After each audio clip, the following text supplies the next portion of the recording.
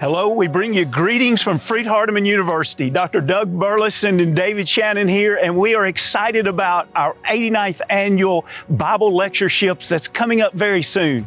This year, the theme is Promise and Providence, a faith journey through Genesis.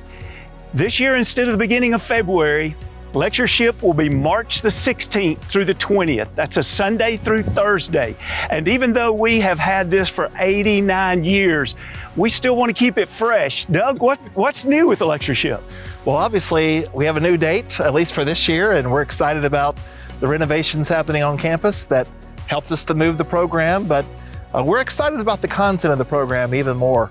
Not only is this a study of Genesis that will allow us to look at all the texts, but also some background questions, including everything from the nature of God, the nature of man, the archaeology of Genesis. But there's a lot of practical issues that we'll be talking about as well. There's a lot said about family.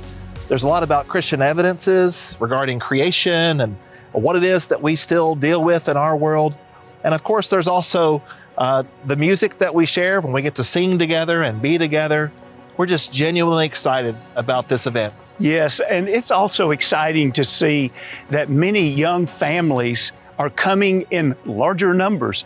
That means we have more children in our children's classes. Our teen classes continue to grow. The content is deep and beautiful, and they have such a great time together. We're always thankful to be able to welcome the deaf community, and also the Friday and Saturday before, which is March 14th and 15th, we'll host a Hispanic workshop. There's just so many good classes, women's track, men's studies, leadership, and as we've already said, of course, a focus on the text of Genesis. There's just so much. Doug, what is your favorite part you're looking forward to? Oh, it's just so hard to choose one thing, but I'm thinking about walking across campus on a Tuesday afternoon and seeing not only great study happening, but our children growing together. Our teen classes are full. In the sports center, the Brewer Sports Center, there'll be hundreds of vendors. We're actually maxed out with a waiting list on that this year. We'll have hot coffee and great fellowship, not to mention, of course, that night, getting to honor Roy and Jan Sharp as we think about their lives being poured out in service to God. There's just more than I can name in one video. For many of you, coming back to Freed-Hardeman is kind of like coming home. And as you know, many of our students are here on campus, and it is their home right now. And we love that they too have the opportunity to experience lectureship, but also host you in a sense.